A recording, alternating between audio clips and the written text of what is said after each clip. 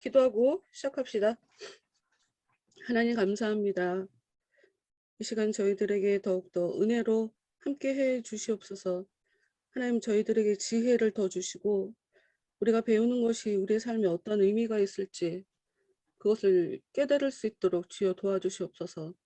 저희들의 머리 가운데 하나님의 손을 계속 강하게 드리워 주셔서 마땅히 하나님 앞에 해야 할 올바른 생각을 잘 지혜롭게 잘 할 수 있는 저희 모두가 될 수 있도록 저희들의 생각을 계속 잘 돌아가는 머리로 하나님 만들어 주시옵소서. 정연히 삶에 하나님 더욱더 은혜 주셔서 하나님 바라보며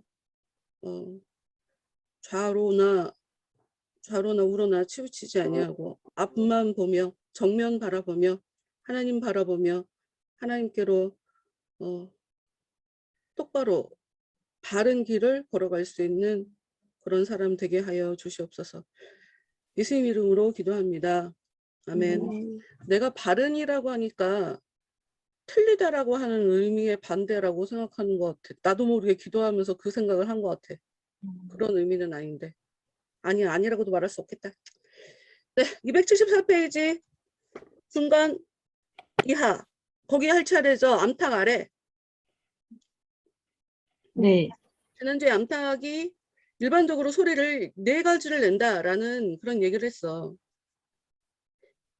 모성애를 통해서. 이거 뭐 얘기하는 줄 알아? 지난주에도 이거 끝까지 하고 보자고 그랬는데. 그래. 끝까지 가고 봅시다.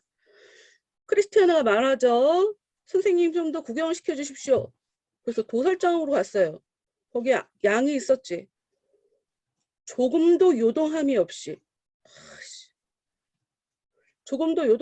묵묵히 죽임을 당하고 있었다.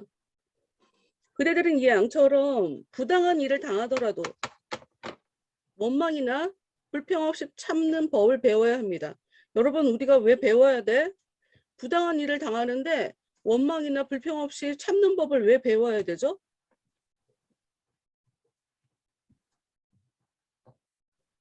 이유가 있을 거 아니야.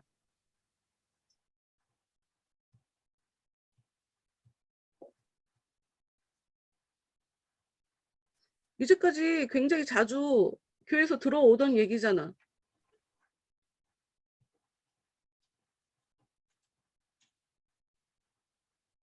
이런 식이면 나 또 1시간짜리 설교해야 되잖아.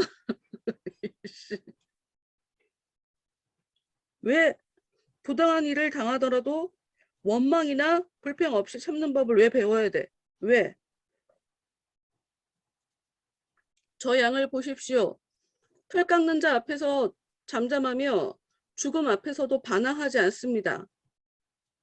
그대들의 임금님은 그대들을 자기의 양이라고 부르십니다. 자기의 양은 부당한 일을 당하더라도 원망이나 불평 없이 잘 참는다 이거지. 네. 이게 무슨 얘기야?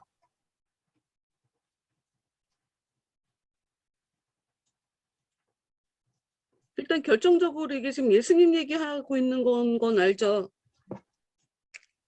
예수님에 대한 얘기를 하고 있는 거.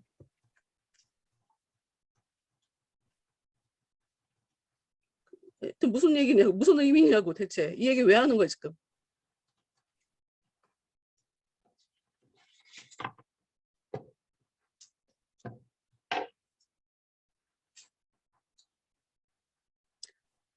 주일날 잠깐 언급했었잖아. 이사야 53장. 유대인들이 금기, 유대인들의 금기. 그런데 그러니까 어려서부터 그렇게 교육을 받아서 그런지 그래서 얘들은 그냥 유대 교인으로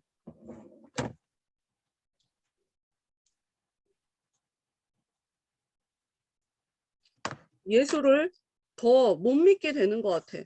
또 예수를 믿으면 유대교에서 쫓겨나기도 하고 실제 걔네들은 유대인들은 종교가 유대교인 거가 이게 제일 종교가 정체성이니까.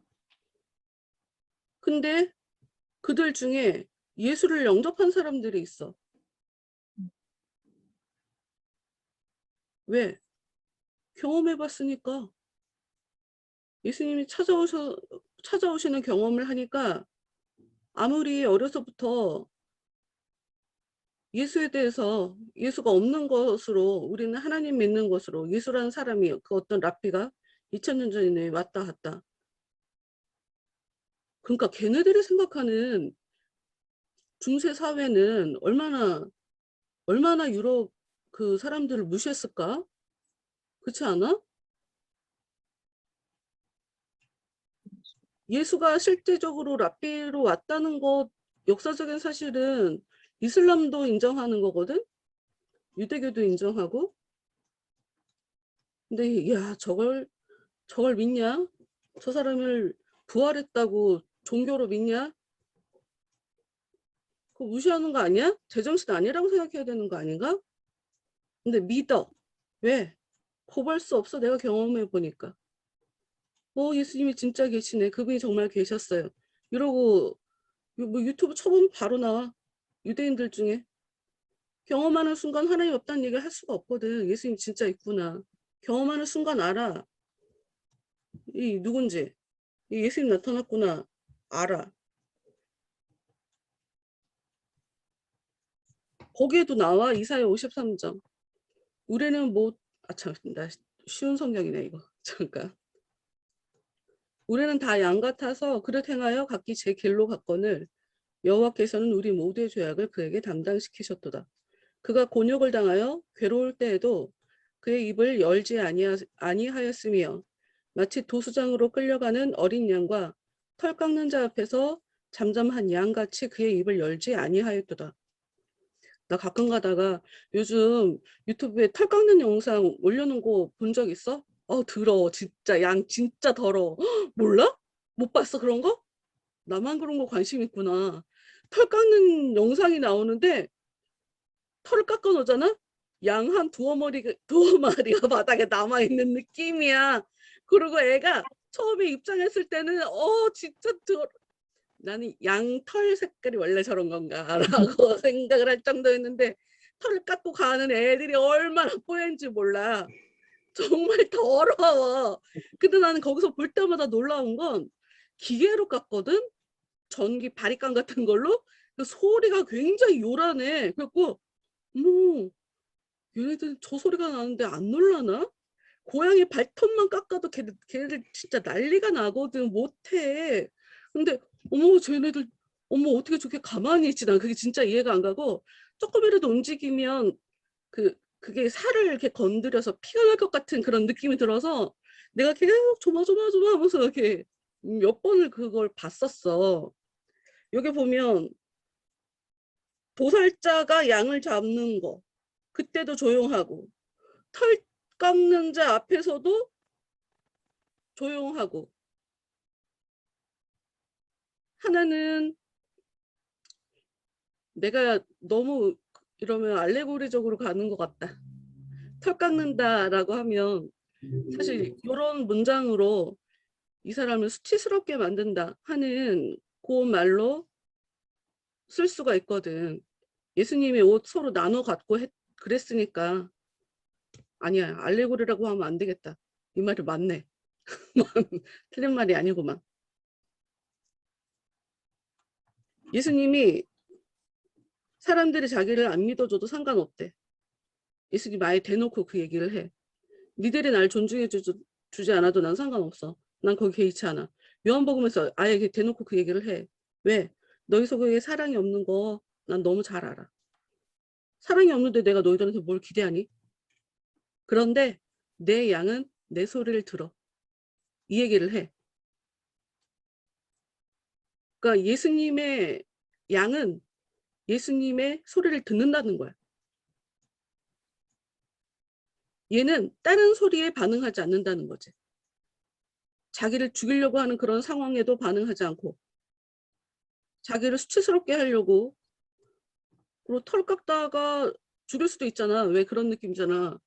그 조니 데비 옛날에 찍은 영화 난 조니 뎁 얼굴만 보고 영화를 초이스했는데 나는 무슨 세빌리아의 이발사 막 이러고 좀 그런 작품을 기대했는데 어우 진짜 살인자가 나오는데 이발사야. 그래서 이발해주는 척하면서 죽여버리는 거야. 칼이 굉장히 예리하니까. 그래서 그 사람을 잡아서 인육을 가지고 음식을 만들어서 팔아갖고 엄청 잘 되는 조니 뎁이 그런 영화를 찍었어. 나는 제목만 보고 선택했어. 나 그런 영화인지 몰랐다고.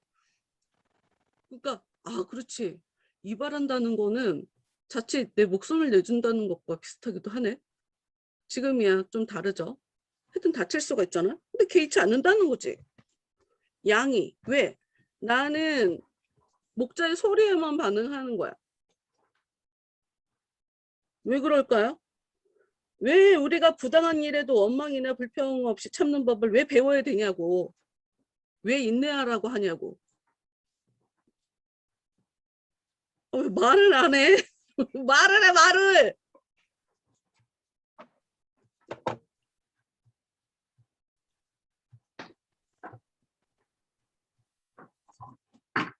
그러면 이제 다음 꽃이 갖가지 꽃이 만발한 정원으로 가요. 꽃을 봅시다. 크기나 모양, 색깔, 향기, 성질이 다 다르대. 어떤 꽃은 훌륭하고 어떤 꽃은 보잘것없지만 정원사가 심어놓은 자리에 그대로 있으면 결코 서로 다투지 않습니다. 지금 이거 어찌 보면 우리가 나랑 다른 사람들을 어떻게 대할까에 대한 얘기겠죠. 하나님이 다 주지 않지.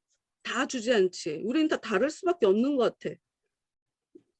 내가 다 다르다. 우린 똑같을 수 없다. 라고 하면서도 내 머릿속에도 편견이 있어. 나도 모르게 모르겠네. 나도 나를 못 믿겠다. 나도 모르게 큰 사람 좋아하는 거 아니야? 여자들은 키 큰 남자? 대부분 남자들은 예쁜 여자 좋아하고 그리고 착한 남자 좋아하고 몰라. 하여튼 다 다를 수밖에 없다. 근데 뭐가 중요하냐? 정원사가 심어놓은 자리 그대로 이거를 다른 말로 성경의 다른 말로 혹시 표현할 수 있어?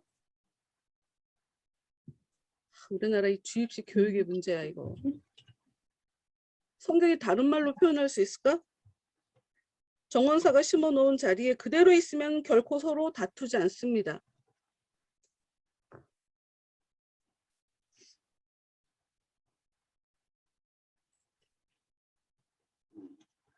오늘 지으신 그대로? 지으신 그대로? 뭐 다르지 않지? 틀리지 않지? 비슷한 얘기지. 오늘 어떤 젊은 유튜버 친구 하나가 심리학자들을 계속 정신과 의사, 상담하시는 분, 뭐 심리학과 교수 뭐 이런 분들을 계속 불러다가 이렇게 인터뷰 같은 걸 하는 그런 채널이 하나 있어. 거기서 나오는데 첫인상에 대한 얘기를 하는 거야. 첫인상, 어떤 사람이 첫인상이 나쁜가? 어떤 사람에게 알지도 않고 이제 막 봤을 뿐이잖아. 근데 어떤 사람한테 불편함을 느끼나. 이건 당연히 첫인상과 다르게 평소의 삶에도 이런 일이 있기 때문이야. 선이 없는 사람, 선을 넘는 사람을 얘기를 하더라고. 나는 나고 쟤는 쟤잖아. 근데 필요 이상으로 다른 사람, 선 없이 이렇게 들어오는 사람들 있지 않아? 나 누구라고 말도 못하겠고. 네, 있어. 필요 이상으로 오지랖퍼들. 필요 이상으로 충고하고. 응, 응, 응, 응, 응. 선 되게 중요해. 성경에서 선이라고 할 때 언제 나오냐? 창세기 1장에 내가 그 얘기 자주 했잖아. 한글로는 잘 몰랐는데 영어 성경으로 읽으니까 separate라는 단어가 계속 반복적으로 나오더라. 갈라내는 거지. 그러니까 쉽게 말해서 경계를 그어주는 거야. 선이야. 하나님은 사람에게 선을 준단 말이야. 분량을 준다는 거야. 이 경계를 긋는다 하는 말이 굉장히 상위적 개념이라 굉장히 여러 가지 말로 표현될 수 있어. 믿음의 분수가 다르고 가진 달란트가 다르지. 표현하는 방식도 굉장히 다 다르고 하나님이 어떻게 사용하실지, 일찍 사용하실지, 나중에 사용하실지, 장기적으로 긴 세월 사용하실지, 아니면 단기간에 단발로 사용하실지 우리 다 다르거든. 근데 내가 안 갖고 있는 남의 것을 보고 내가 부러워한다. 이게 지금 그 자리 아니라 자리 이탈한 거다라고 볼 수가 있지. 응. 나는 나야. 나한테 준 내 분량이 있어. 그래서 내가 좋아하는 말씀이 있어요. 진짜 좋아하는 말씀. 시편에 내게 줄로 재어준 구역은 아름다운 곳에 있으며 하나님이 나에게 구역을 줬다. 이것이 너무 아름답다라고 얘기해. 다윗의 고백인데 시편 16편에 나오는 여기서 이게 한글로는 그러니까 우리가 갖고 있는 개역개정에는 이게 조금 어렵게 느껴져. 이렇게 써 있어. 여호와는 나의 산업과 나의 잔의 소득이시니 나의 분깃을 지키시나이다. 되게 어렵지 않아? 산업, 잔의 소득, 분깃. 이게 어느 정도 성경을 깊게 알면 이게 이해가 금방 되는데 보통은 이게 쉽게 이해할 수 있는 그런 말씀이 아니지. 그래서 어쩔 수 없이 쉬운 성경을 보게 되죠. 여호와는 내가 받을 재산과 마실 잔을 정해 주셨습니다. 여호와는 내가 받을 몫을 안전하게 보호해 주십니다. 주께서 주신 땅은 매우 좋은 곳입니다. 정말로 나는 아름다운 몫을 받았습니다. 다윗은 계속 하나님 억울하게 쫓겨다니는 사람이잖아. 근데 이 사람이 이런 고백을 한다. 내가 그걸 확인하려다가 못했어. 이게 이 사람의 인생에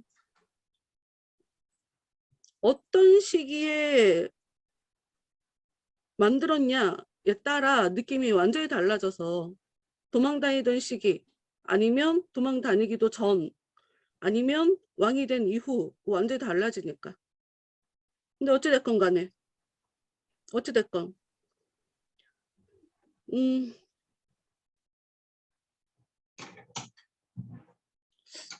이게 초창기일 것 같은데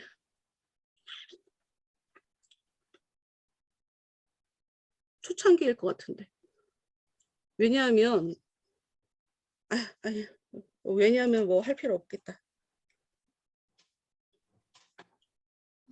그냥 내 거에 만족하는 거 이거 배워야 돼. 불평하지 않는 것도 같은 맥락이죠. 나한테 허락된 거니까 내가 불평하지 않는 거. 근데 여기서 진짜 내가 어떻게 하면 불평하지 않을 수 있는가? 진짜 믿으면 하나님이 내 상황을 전부 다 알고 계신다 하는 것을 진짜 제대로 믿고 있으면 불평 안 하는 거잖아. 굉장히 많은 가능성이 열리지. 뭐냐면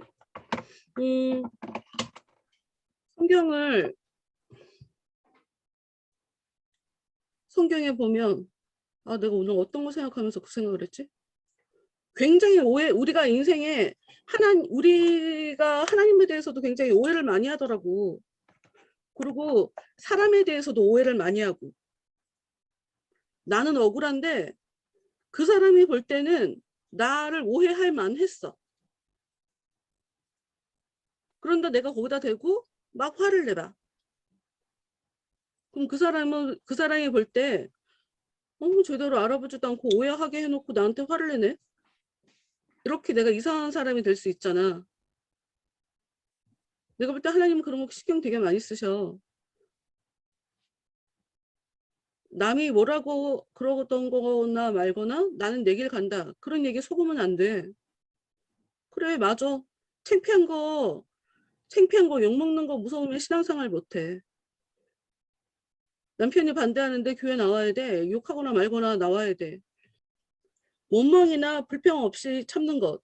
이게 하나님 앞에서 하나님에 대한 믿음을 고백하는 굉장히 중요한 수단이기도 하고, 그리고 인간관계에 있어서도 굉장히 중요하다. 그 사람에 대해서 내가 오해하는 것일 수도 있잖아. 그 사람이 나를 오해할 수도 있고. 우리는 하나님에 대해서도 오해하지만 사람에 대해서도 오해하잖아. 저 사람도 나 오해할 수 있고. 우리 삶에 오해라는 건 평생 따라다닐 수 있는 거거든. 배워야 돼. 그 결정적으로 뭐 여기는 지금 예수님의 모습을 딱 갖고 왔으니까 살다 보면 억울한 일 당할 수 있어. 나도 억울한 일 되게 많이 겪은 적 있거든. 그런데 그냥 참으니까 또 내 그냥 내가 잘했구나 하는 그런 일들이 많이 생기더라고. 음. 그러나 하여튼 이건 믿음이어야 한다. 그거와 똑같이 왜 나는 이런 크기인가? 왜 나는 이런 모양인가? 나는 왜 이런 색깔인가? 저 꽃은 왜 나보다 화려한가? 그런 걸 우리가 신경 쓰면 안 된다. 타고난 것에 대해서. 나는 나야. 그냥 나한테 주어지는 상황, 저 사람도 자기가 살아가는 자기 상황이 있을 거야.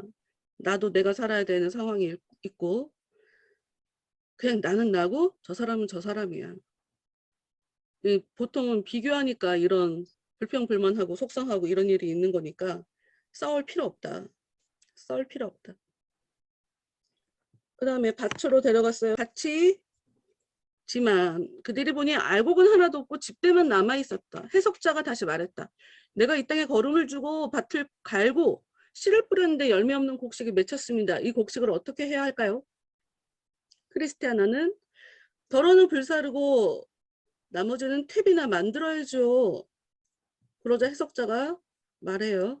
그대들도 보다시피 우리가 요구하는 것은 열매인데 열매를 맺지 못하는 곡식은 저주를 받아 불에 던져지거나 발에 밟히게 됩니다. 그대들 자신이 이러한 저주를 받지 않도록 주의하십시오.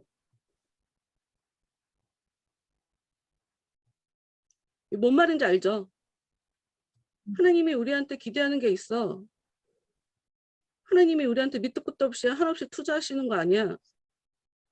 그래서 믿는 사람들이 좀 이런 부분에 정신을 바짝 좀 차려야 되는데 이 사랑이 뭔지, 그러니까 우리가 속는 거야. 값없이 주시는 사랑, 은혜, 선물 뭐 이러니까 우리가 하나님께 하나님이 우리의 복지를 위해서 계시는 분이라고 그렇게 생각하는 것 같아.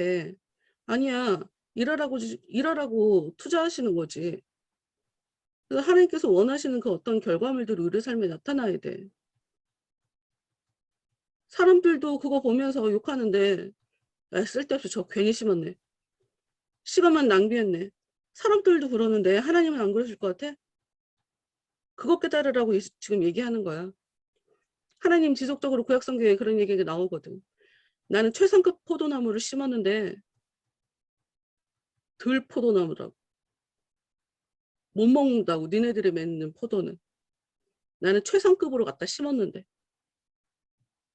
하나님 기대하시는 바가 있고 하나님께서 원하시는 바가 있고 우리의 삶은 하나님이 계속 계량해보고 계산해 보신다. 이걸 잊지 마시라. 울세 얘기하고 다시 아이씨 뒤에 또 있어. 그 다음에 이제 울세를 보게 돼요. 얘가 거미를 입에 물고 있는 걸 봤지. 저걸 보십시오. 저걸 좀 보십시오.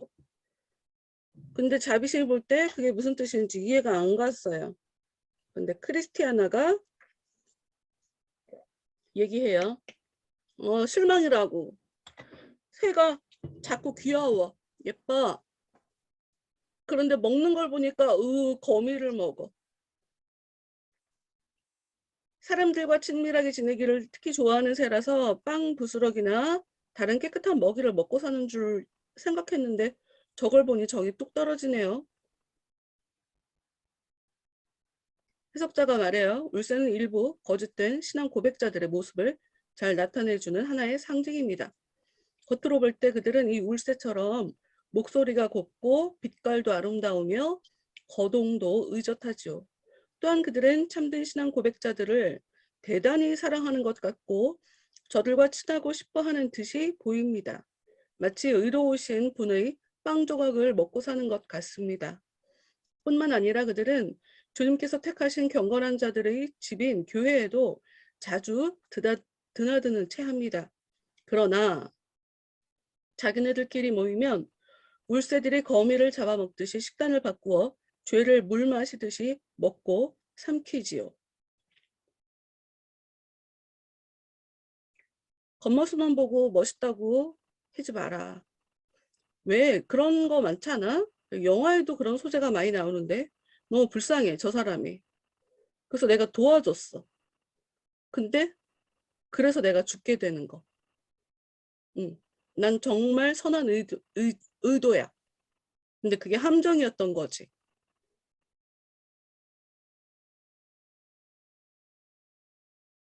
살다 보면 의심도 해야죠. 그 다음 거를 보고 다시 앞으로 갈게요. 276페이지. 암돼지는 살이 찔수록 진흙 구덩이를 더 좋아하고 황소는 살이 찌면 찔수록 더 먼저 도살장에 끌려 들어가며 정욕을 지닌 인간은 건강하면 할수록 악에 더 쉽게 빠지는 법입니다. 여자들에게는 깨끗하고 곱게 단장하려는 욕망이 있으니 이만큼 하나님 보시기에 고귀한 덕으로서 단장하는 것이 마땅합니다. 여자를 보면 외모만 꾸미는 애들 많아. 외모만. 다 남자들 때문이야. 다 남자들 때문이야. 응? 이게 뭘까요? 암돼지가 살이 찔수록 진흙 구덩이를 왜 더 좋아하는 거야? 진흙 목욕 자주 하는 거 알지? 왜? 이거 상식인데 상식도 몰라 이씨. 말씀 모르는 건 그렇다고 쳐도. 간지러워서. 그래. 아닌가? 간지러워서. 맞긴 한데 여러 이유 중 하나야. 음, 그 돼지고기 보면 모공 본 적 있어? 별로 없을걸? 돼지고기 모공이요? 응. 얘네 지방이 두터운데 모공이 없단 말이야. 어, 털도 되게 짧고. 그래서 체온이 발산이 안 돼. 뚱뚱하니까 체온은 더 높은데. 그러니 식혀줘야 돼. 식혀줘야 돼. 물로 샤워를 하잖아. 그러면 금방 다시 더워지잖아. 근데 진흙은 한 2시간은 음, 간대. 아, 응. 그리고 이제 아무래도 간지러운 거 그것 때문에 비비는 습관도 있긴 해. 근데 하여튼 여기 살이 찔수록 진흙 구덩이를 좋아한다고 얘기한 거니까 이게 시키려고 더우니까 시키려고.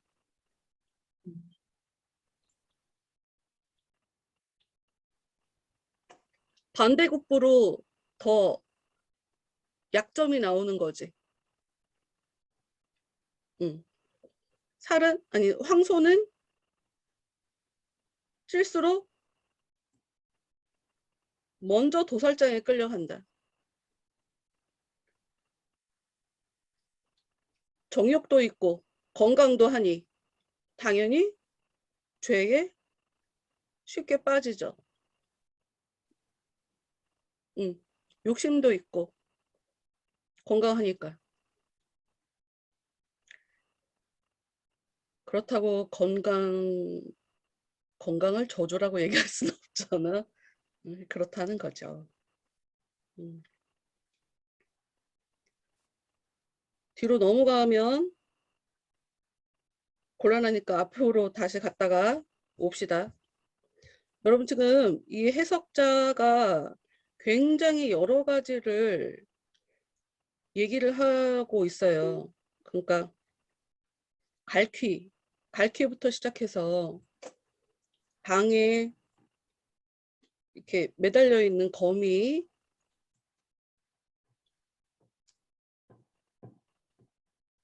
그리고 닭,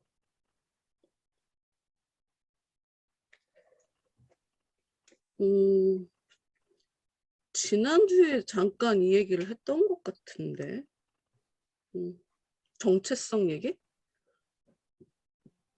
정체성, 세계관, 관심? 지난주에 했던 얘기지.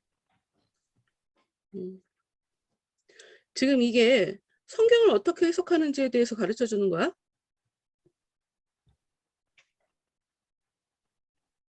해석자가 지금 모습들을 보여주면서 해석은 이렇게 하는 거라고 가르쳐 주는 거잖아. 뭘 해석하라고 가르쳐 주는 거야? 성경을 볼 때 이렇게 해석하라?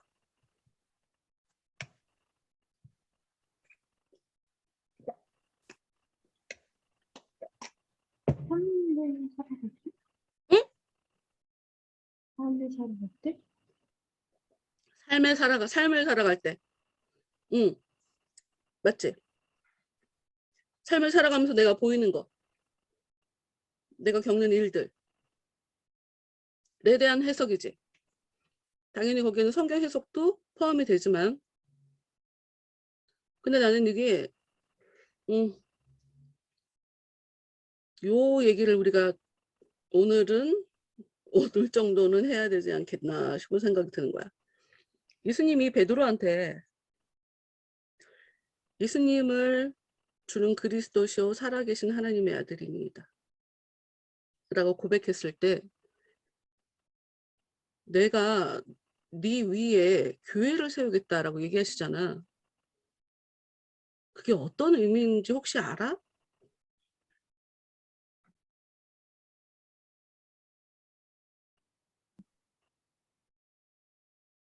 church?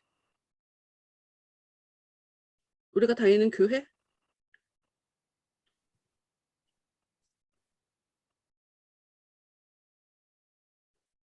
그러면 예수님을 집을 짓는 기초석이라고 얘기하는 거 있잖아. 지금 같은 얘기거든? 그거는 대체 또 무슨 얘기인가?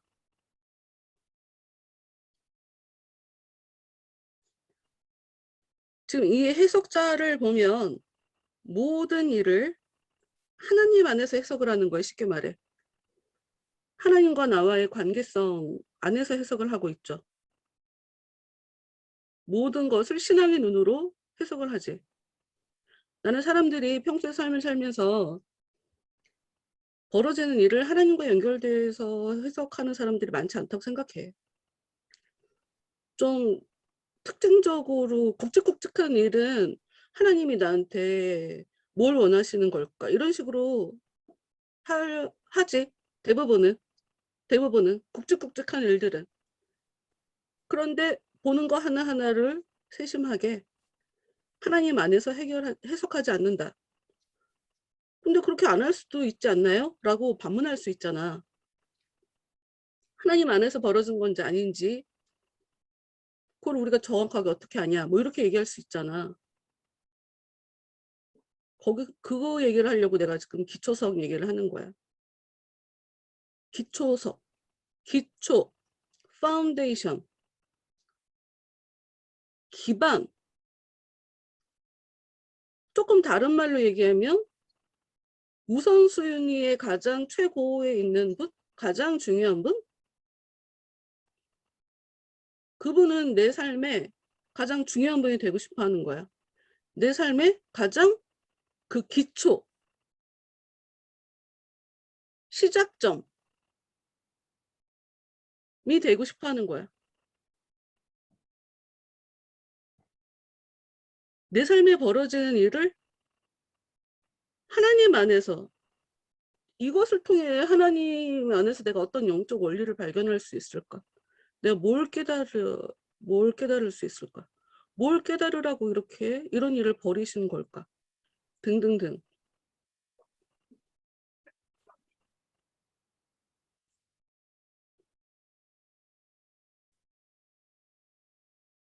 거미를 봤지만 와 화려한 방에 거미는 눈에 보이지도 않아. 아무것도 없는데요.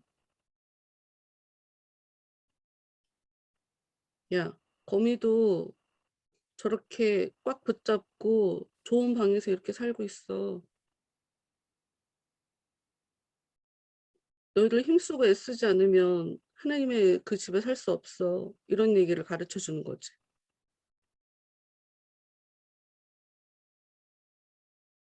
닭들도 물 한 모금 먹고 하나님 쳐다봐 한번.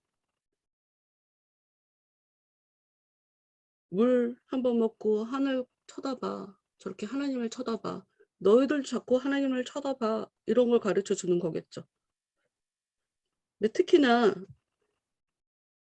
병아리가 내는 소리. 아니 엄마가 내는 소리. 1, 2, 3, 4. 1번.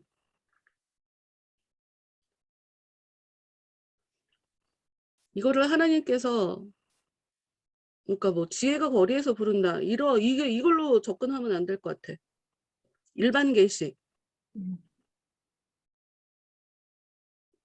사람들이 듣든지 안 듣든지 모두 다 들을 수 있는,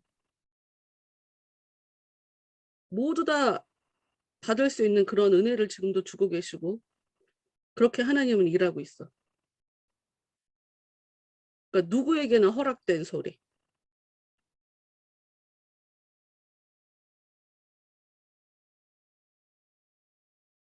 그런데 2번 특별히 부르는 소리. 그렇지. 특별히 부르는 거지. 이리 와. 아니면 그분이 찾아오신다던가 하는 특별한 부르심이 있죠. 그걸 통해서 항상 무언가를 주신대. 일반적 부르심을 통해서는 아무것도 주시지 않습니다. 모두 다에게 제공된 거니까 모두 다에게 주신 것이니까. 일반 계시라고 하면 너무 설명할 게 많으니까 그냥 일반적인 일반적인 은총, 은혜 이걸로 하자. 특별한 은혜, 부르시는 소리, 이리 와라 주시려고 하는. 그리고 하나님은 부드러운 소리를 내서 이렇게 품어주신다. 그러니까 내가 은혜를 경험했는데 그분이 너무 따뜻하시더라고. 진짜 너무 포근하고 너무 따뜻하고 너무 근데 내가 그 감각이라고 해야 되나? 그 느낌이라고 해야 되나? 그거를 지금도 기억해. 30년이 넘었는데 그걸 지금도 기억해. 사라지지 않는 것 같아. 그 장면, 그 기도했던 그 기도원 그 장면들 다 내 머릿속에 다 있어. 안아주시지.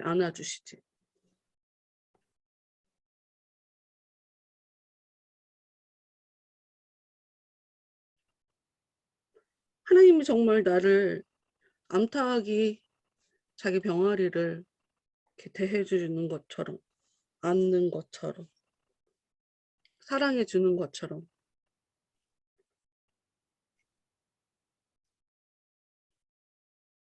나는 여기 274페이지 그 중간 약간 위쪽에 여성이라고 하는 글자 위에 보면 적들이 나타나면 그는 소리를 쳐서 경고를 해주십니다. 라고 써 있잖아. 잘못 들으면 나한테 소리치는 걸로 들릴 수가 있거든.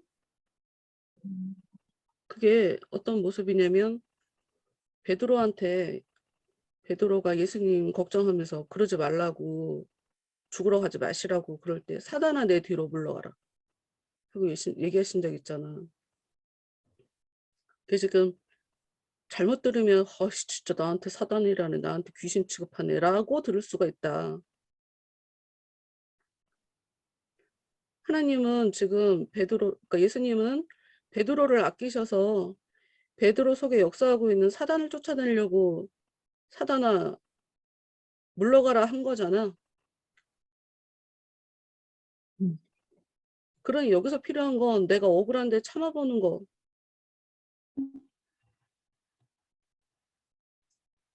왜냐하면 예수님 마음을 어떻게 베드로가 쉽게 이해를 하겠어.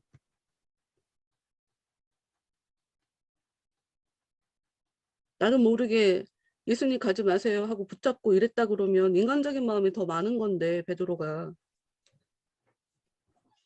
자기 선생이 나한테 그랬다. 충분히 그럴 수 있는 거거든. 털을 깎아줘야 시원하게 가볍게 다닐 수 있으니까 막 엉키니까 깎아주려고 하는데 이거 나 잡아갖고 죽이려고 하는 거구나. 이럴 수 있잖아 우리가. 혹시라도 죽이면 그러니까 아무에게나 죽으라고 요구하지도 않고 야 아무에게나 믿음도 없는데 죽으라고 요구하지 않아. 응? 나 사람들 굉장히 자기를 대단한 인물들로 봐갖고 그냥 뭐 이렇게 순결을 원할까 봐.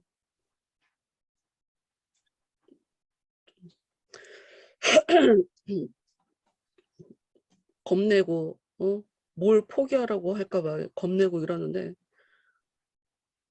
하여튼 하나님이 우리한테 뭔가 요구하신다고 한다면 이거는 내가 나를 더 알지 않고 하나님이 나에 대해서 더 잘 알 거란 말이야. 뭔가 이유가 있겠지.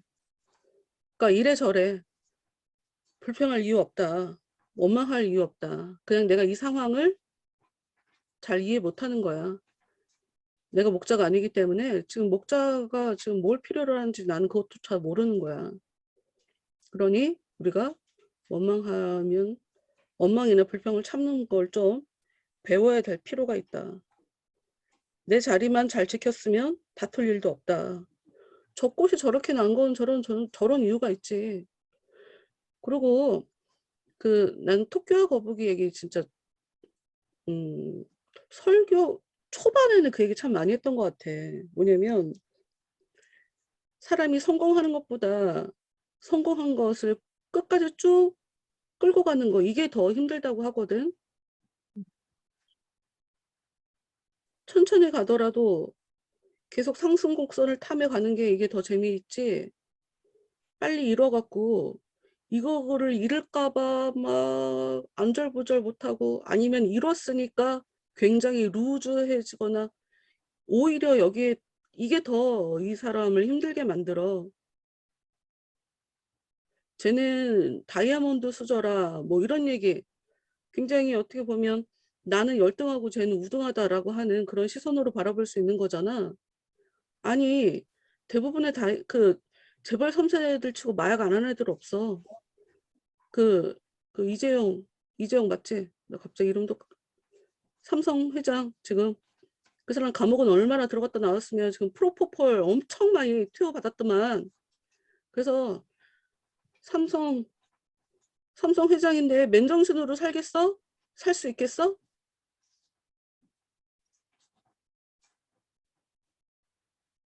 최고의 자리에 올라가려면 그러니까 달리 말해서 면류관을 쓰려면 그 무게를 견딜 수 있어야 돼. 그러니까 내가 그 무게를 견딜 수 있는지 없는지 그것도 전혀 파악하지 않은 상태에서 쟨 면류관이 있어서 좋겠다. 이게 굉장히 바보 같은 생각이라고. 보통 그런 애들은 자기 삶에는 열심히 살지 않거든. 부러워할 필요 없다. 각자 자기 일을 열심히 하시라. 내가 열매를 얼마나 맺고 있는지 그걸 봐야지. 쟤는 왜 이렇게 열매가 주렁주렁이야. 아 그러니까 쟤는 삶에 무슨 의미도 모르고 나중에는 열매 맺는 법도 몰라서 때 되면 나보다 먼저 잘려나갈 수도 있단 말이야. 뭘 부러워해 그런 걸. 그럴 필요 없다. 뭔 말인지 알겠죠?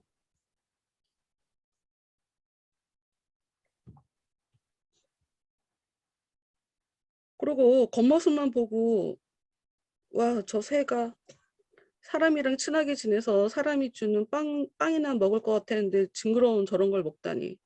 편견을 안 갖고 있었으면 실망할 필요도 없었는데 편견으로 바라보니까 실망하기도 하고 어찌됐건 겉모습이 겉모습이 예쁘다고 친근감을 느낀다던가 좋다고 긍정적인 눈으로 필요 이상으로 바라보지 마시라. 새가 벌레 먹는 건 너무 당연한 거거든. 응. 그리고 근데 오늘도 그 생각을 했는데 언젠간 설교할 때 내가 이제 그 얘기를 할 것 같아. 남편이 나한테 막 뭐라고 화낸 적이 있어. 당신은 왜 표정 관리를 못하냐고. 근데 나는 내가 마음이 슬픈데 그리고 저 사람이 너무 불편한데 그거를 감추고 내가 웃으면서 접대성 멘트하는 거 이게 난 너무 괴로운 거야. 너무 힘든 거야. 못하겠고. 나는 그거를 진실이냐 거짓이냐 이런 관점으로 봤던 것 같아.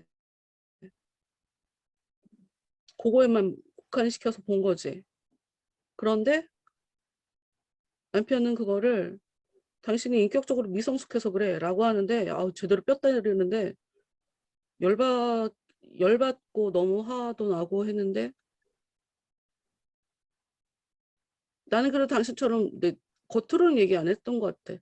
난 당신처럼 장사하느라고 막 억지로 웃으면서 막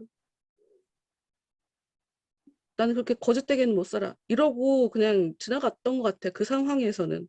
근데 문제는 뭐가 문제냐면 하나님이 나한테 그거를 원하는 거였다면 그 이야기는 절대로 내가 갖고 있는 그 문제가 해결되기까지 그 음성, 그 문장은 내 속에서 사라지지 않더라고. 자꾸 그래서 생각하게 되는 거지. 진짜 내가 잘못인 거야? 또 생각하고 또 생각하고. 근데 아, 내가 정직이 뭔지에 대해서 잘 몰랐구나. 라는 걸 나중에 알았지. 억지로라도 웃으면서 다음 상황을 모색하는 것도 지혜인데. 그리고 이제 나는 거기서 내가 할 수 있는 건 내가 그 사람을 미워하지 않는 것밖에 달리 방법이 없었거든. 내가 그 사람을 불편해하지 않는 거. 근데 그거는 내가 찾은 방법이지. 내가 할 수 있는 거를 찾았던 거지.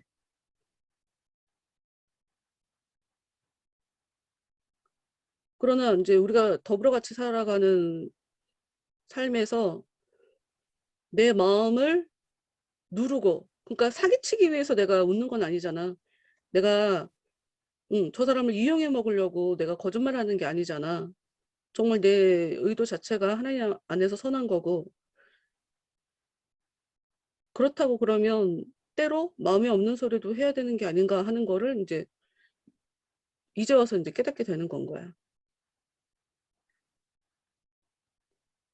그러니까 우리가 고집 부리는 거 보면 상대방이 원하는 게, 그러니까 봐, 아까도 선을 넘는 걸 우리가 불편하다고 여기는다고 했는데 저쪽에서는 올바른 요구인데 나는 그거를 선을 넘는 거라고 느낄 수가 있단 말이지. 너 가서 사과해. 난 잘못한 게 없는데 왜 내가 가서 사과해야 돼? 뭐 이런 거지.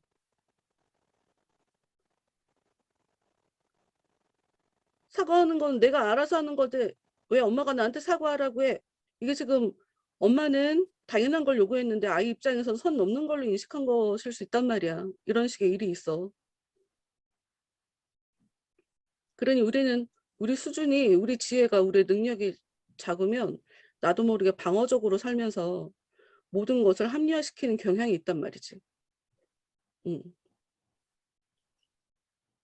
그래서 자꾸 들여다보고 하나님 안에서 해석을 하고 사람의 것으로, 사람의 수준으로 해석을 하는 게, 내 수준으로 해석하는 게 무슨 의미가 있겠어?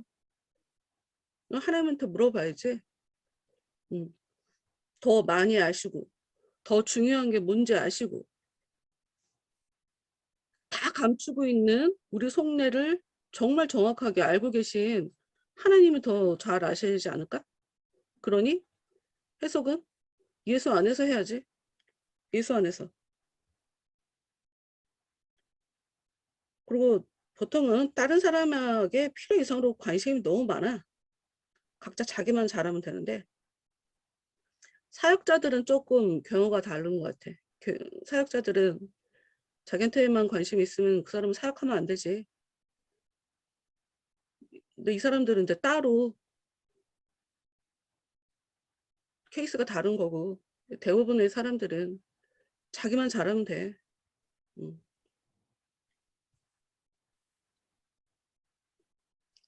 자기가 뭔가 잘하려고 좋아지려고 했는데 그게 오히려 그 사람을 타락하게 했다.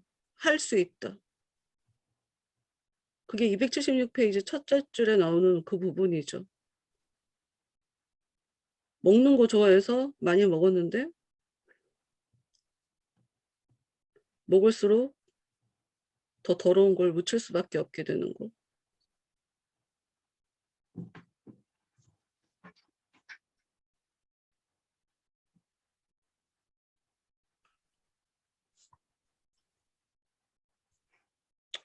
하여튼 뭐 등등등.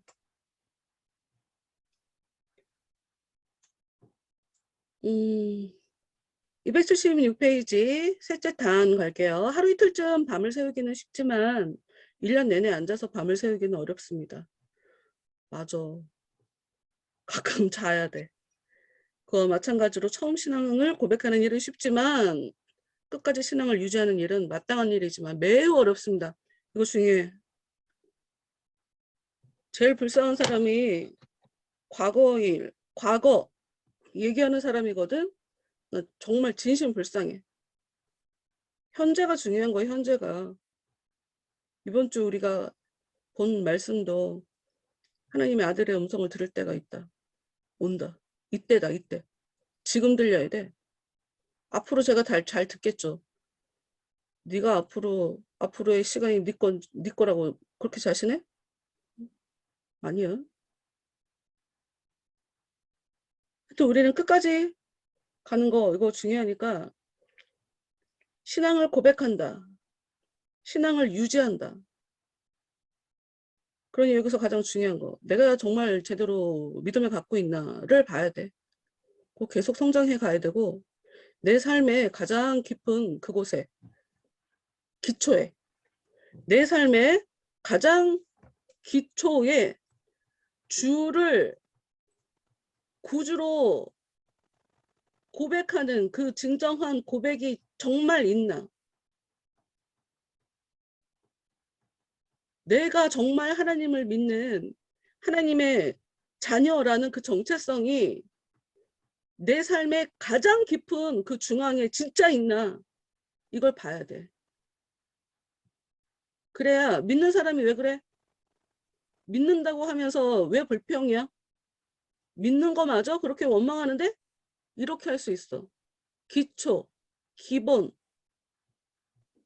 나머지는 우리들이 알아서 할 테고 기본, 가장 기본, 가장 중심에는 하나님을 향한 믿음이라는 게 있어야 되는 거야.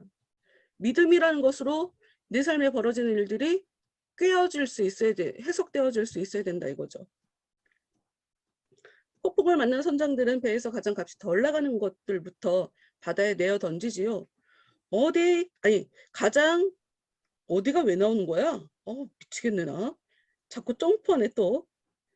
아니 이게 책을 가장 값진 물건부터 내어 던지는 사람이 어디에 있겠습니까? 아니 대체 어디까지 간 거야? 야, 그러니까 이게 속도법이 내가 이해가 돼 갈수록. 그러니까 문장을 찍더라고 이게 자꾸 읽다 보니까 어디 있겠습니까? 하나님을 두려워하지 않는 자 이외에는 그런 일을 못할 것입니다.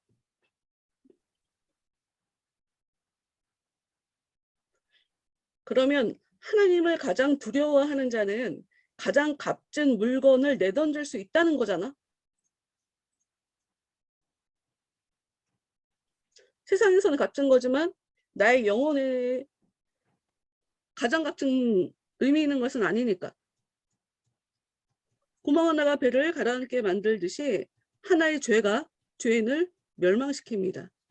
이 죄의 방향성이라는 게 이게 진짜 무서운 거야.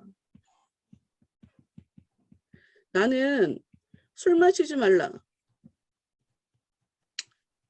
자주 얘기하지만 술 마시지 말라고 한다고 안 마시겠어? 뒤로 다 먹었지. 목사님, 나는 그 얘기가 제일 웃긴데, 목사님들이 단체로 여행을 가셨어. 비행기에서 기내에서 술 드셨다는 얘기.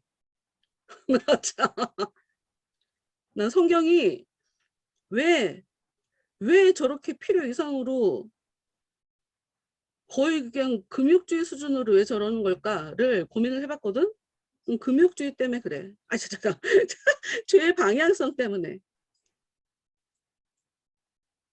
근데 그것이 알고 싶다 보면서도 그 깨달아졌어. 사람들 찾아다니면서 말리고 싶다. 그러지 마시라고. 뭐라고 하냐면 누군가 먹는다고 하면 놔두시겠어요? 라고 했나? 아이씨, 나 이러면 너무 TMI니까. 죄에 대해서 그 쓴맛, 그게 얼마나 무서운지를 아는 사람은 대충 해라는 말 하지 않아.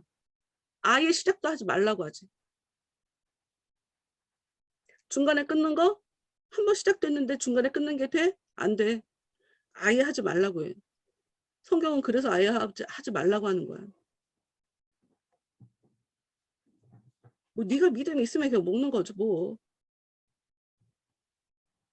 하나님이 하라는 대로만 네가 살겠냐. 근데 하여튼 성경은 가르치는 하나님 입장에서는 하지 마라고 하는 것이 가장 효과적이다. 차단하는 게 가장 효과적이다. 친구를 잊는 사람은 그 친구에게 몹쓸 짓을 하는 것이지만 하나님을 잊는 자는 자기 자신에게 무자비한 짓을 하는 것입니다. 나 이거 너무 좋아. 자기를 사랑해 주는 것.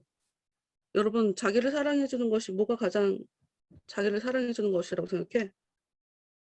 자기를 가장 사랑해 주는 방법은 자기 안에 은혜를 꽉 채우는 것밖에 다른 건 없는 것 같아.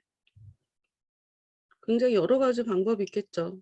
은혜를 채운다는 게 그 말 자체가 쉽지 않은 말이니까. 은혜 채우면 그냥 모든 게 다 해결되더라고. 모든 것이 다 해결이 되더라고. 왜냐하면 뭐 이해도 나는 이해가 안 되는데 하나님이 나를 그냥 강제로 이해를 시켜주시더라고. 그래서 성령이 오시면 죄에 대해서, 의에 대해서, 성령에 대해서 알게 된다라고 예수님 얘기하시잖아. 그러니까 우리가 어제 설교 말씀을 내가 어제 설교할 때는 그 단어를, 그 문장을 사용하지 않았어. 심판이라고 하는 개념, 판단, 정죄라고 얘기를 했는데 이게 우리한테 어떤 의미냐면,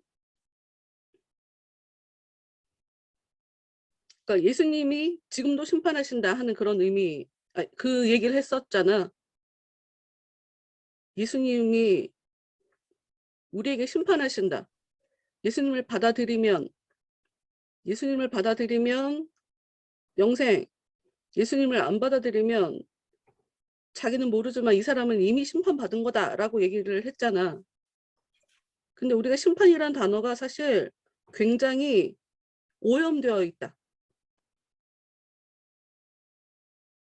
그래서 조금 다른 말로 바꿔버리면 느낌이 달라지는데 정체를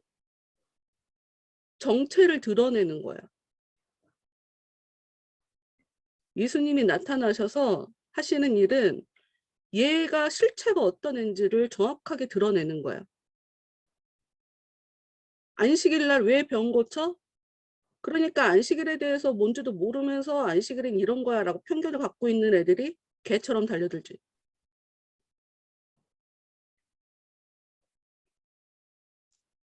여러분, 진상을 밝히는 게 정의 구현 아니야? 맞지? 하나님이 나타나셔서 쟨 죄인이야. 얘는 실제로 의인이야. 지금 이게 정의 아니야? 하나님이 정의와 공의로 심판하신데 하나님이 나타나셔서 속에 꽁꽁 감추고 있는데 사실 쟤 하나님 믿는 애 아니야. 를 정확하게 그 실체를 드러내는 게 이게 정의잖아. 설마 이 말이 어려워? 어렵지 않지. 응. 쟤 하나님 믿는다고 했는데 봐. 내 말도 안 들어. 이거. 내 말이 안 들려? 하나님 믿는 거 아닌 것 같아. 다시 생각해봐. 이런 거지. 내 얘기가 불편해? 내 얘기가 이해가 안 돼? 그러면 성경에 대해서 정말 잘 알고 있는 건지 고민해. 이 얘기야.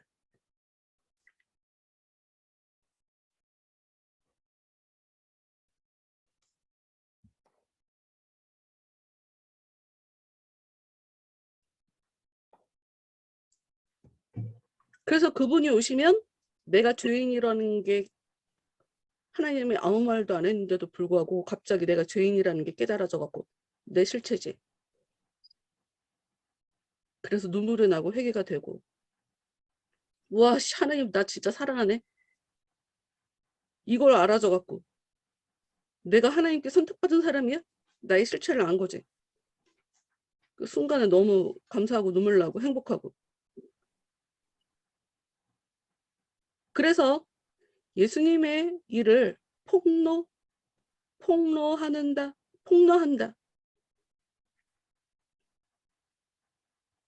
폭로하는 분이라고 얘기해. 예수님에 대해서.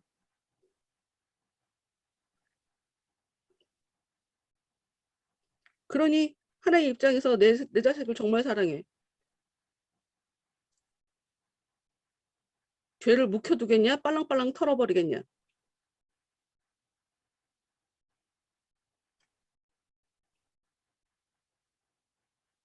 큰 죄 안 짓게 바로바로 털어버려.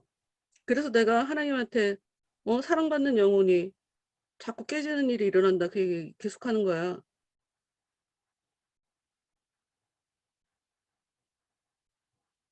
하여튼 내 안에 은혜를 채우면 그 은혜가 희한하게 나를 여유 있게 만들어서 보통은 못 넘어가는데 이해할 수 있도록 마음이 여유로워져서 왜 마음이 여유로우면 안 먹어도 배부른 거 응? 그렇게 되게 만들어준다고. 근데 보통은 사람들이 은혜를 채워서 내 삶을 바꾸는 거를 생각하지 않고 삶을 바꿔달라고 기도를 해.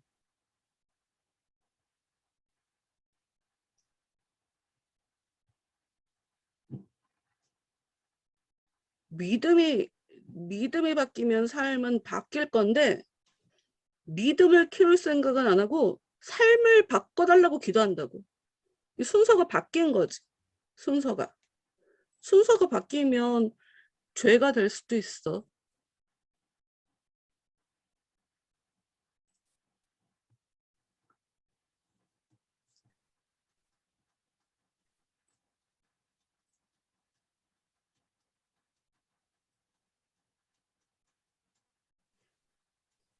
하나님을 잊는 자는 자기 자신에게 무자비한 짓을 하는 것입니다. 왜?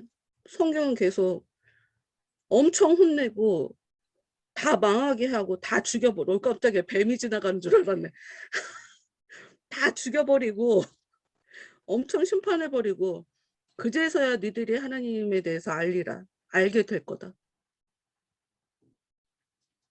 그러니 하나님에 대해서 잊고 사는 건 자기 자신에게 굉장히 무자비하게 벌을 내리세요. 저한테 큰 사건 사고를 통해 하나님을 정확하게 알 수 있게 교육적인 아주 충격적인 일을 저한테 만들어 주세요 하고 얘기하는 것과 별반 다르지 않다. 내가 얘기했지만 애굽에 있을 때 하나님이 갑자기 나타나서 너희들 이렇게 살아! 하고 혼내신 적 없어. 이스라엘 백성들한테. 그런데 데리고 와갖고 광야에 들어오니까 완전히 상황이 달라지는 거야. 아니 무슨 불평했다고 죽여버리냐고. 왜 화냈다고 죽여버리냐고. 왜? 하나님이 그들 한가운데 사셨기 때문이야. 내가 정말 하나님이랑 친하게 지내는데 하나님이 싫어하는 행동들을 할 수가 있다고? 개소리지. 내가 하나님을 모시고 사는데 아무한테나 막말한다고? 조심스럽게 살지 않는다고? 내 감정을 돌아보지 않고 내 생각을 돌아보지 않는다고? 다 헛소리라고 그게. 옛날 말 그거 있어. 집안에 어르신 계시는데 자식이 아이 혼내면 안 돼. 어른 계실 때는. 내 큰 소리로 어른들이 불편해지니까. 하나님이 복수는 내 손에 달려있다. 내가 해주는 거다. 하나님이 대신 갚아주신다. 대신 기도해라 하는 것이 성경이 우리한테 가르쳐 주는 거거든. 근데 내가 화를 내. 나는 화를 내지 말고 하나님에게 하나님이 대신 화내 주시라고, 아니면 내 마음에 이 화난 걸 풀어달라고 기도를 해놓은 것이 이게 진짜 믿음인데 보통은 그러지 않지.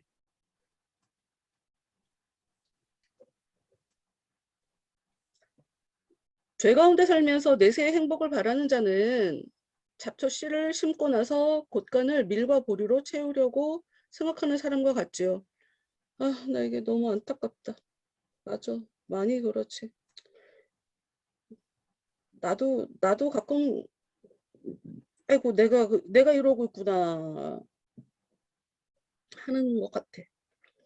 올바른 삶을 살고자 하면 자신의 인정할 날을 늘 기억하면서 살아야 합니다. 왜?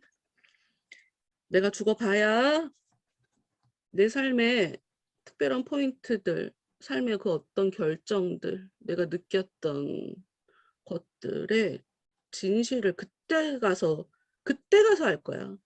대체 진실이 뭐가 진실이니? 내가 그랬잖아. 예수님을 대체 누가 죽였냐고. 응? 하나님이 나한테 나타나주지 않으셔서 내가 구원을 못 받는 거야? 내가 믿음이 없는 거야? 내가 안 믿으려고 하니까 내가 믿음이 없는 거야. 뭐가 진실이냐고. 믿음 없는 거는 내 현주소인데, 내 실체인데. 아니, 여기서 더 헷갈리는 거. 뭐야, 나 생각보다 믿음이 있었어? 이렇게 되는 경우도 있거든? 대체 우리가 뭘 알아? 우리는 뭐가 진실인지 몰라. 뭐가 진실인지 몰라. 다만 하나, 아까 나타난 내 삶의 열매는 당연히 있어야 돼. 그리고 아주 중요한, 하나님을 모시고 산다는 건 하나님 맘대로 될 때까지, 내 고집이 완전히 파괴가 될 때까지 하나님은 멈추지 않는다. 그래서 더 힘들게 살 거야. 그건 어쩔 수 없는 사실이야.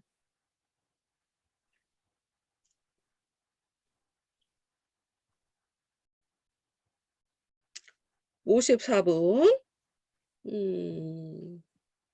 그냥 오늘은 여기까지 하지요.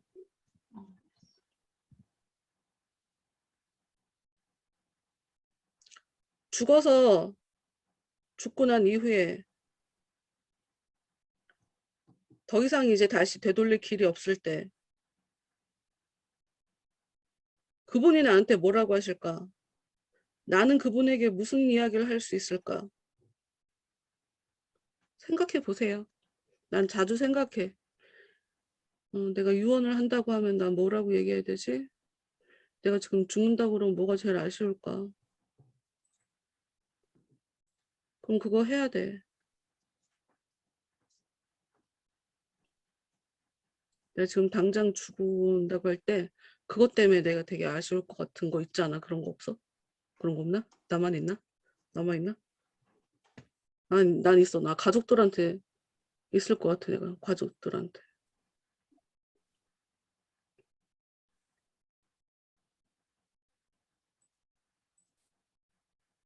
항상 보면 가족들한테 미안하거든. 어쨌든 언젠간 죽어요. 그때 가서 아쉬워하면 소용없다. 전부 다 우리는 죽으니까. 그때 가서 후회되지 않게 하나님한테 진실하게 잘 사시도록. 이러면서도 아마 나도 아씨 뭐야 난 이게 내가 맞는 건 줄 알았는데 하나님 앞에 가니까 이거 변명이네.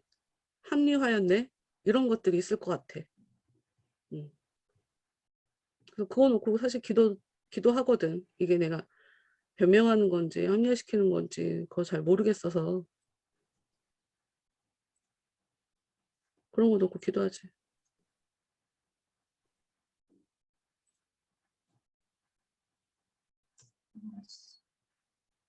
하여튼 구원은 그러니까 다시 얘기했지만 예수님을 누가 죽였다 하고 말하기 되게 어려운 것처럼 그럼 구원은 하나님의 손에만 달려있나? 그게 아니다. 내 책임, 내 몫이 있어. 칼빈주의에서 말하는 거랑 좀 다른 결이니까 칼빈주의를 내가 버린 거 아니야. 하나님은 도와달라고 하면 도와주시는 분이라 도와달라고 해야 하게 도와달라고 하는 그 책임은 나한테 있어. 이 여자들이 왜 그거 그 처음에는 생각은 했지만 같이 누군가를 보호자를 붙여달라는 얘기를 못했잖아. 근데 나중에는 붙여달라는 이야기를 하거든. 이게 어떤 의미냐면 이스라엘 사람들이 이스라엘 사람들이 가나안 땅에 들어갈 때까지 강을 2번을 가르고 넘어가는데 처음에는 하나님이 갈라주셨지. 홍해바다. 이들은 그냥 기도만 했어. 굉장한 기적이 일어났지. 이들이 한 것도 아니고 하나님이 일방적이었지. 그냥 모세가 하나님께 기도했고 하나님의 뜻에 따라 하나님의 계획에 따라 애굽 쫓아오니까 살려야 되니까 하나님이 여셨지만 가나안 땅 들어가기 전까지 바로 들어가기 직전에 요단강을 또 가를 때는 하나님이 처음부터 개입하신 게 아니라 제사장들이 이 말씀 그 언약궤를 지고 물속에 들어가니까 물이 갈라졌어. 그러니까 내가 말씀을 믿고 소망을 가지고 정말 하나님을 신뢰하는 마음을 가지고 그 물속에 들어가는 걸 우리가 해야 된단 말이야. 그래야 갈라져. 그 믿음을 보여야 가나안 땅 들어가는 거야. 처음부터 끝까지 하나님이 혼자 다 해주시지 않아. 하여튼 우리 몫이 있다. 우리 책임이 있다. 네, 12시 1분입니다. 궁금한 거, 말하고 싶은 거 있는 사람? 그래요. 없으면 기도하고 마칩시다. 기도하세요. 하나님 감사합니다. 오늘도 귀한 시간 허락하여 주셔서 이 시간을 통하여서 저희들이 삶을 어떻게 살아가야 하는지 또 배울 수 있도록 인도하여 주시니 감사합니다. 하나님 저희들이 하루하루 삶을 살아가면서 나아갈 때에 삶의 다양한 모습 가운데 다양한 일들 가운데 그 일들을 통하여서 하나님께서 우리에게 말씀하시고자 하는 것이 무엇인지 항상 깨닫고 또 우리에게 원하시는 바를 이루어드리며 살아갈 수 있는 저희들의 삶이 될 수 있도록 인도하여 주시옵소서. 한 주간의 삶을 또 살아냅니다.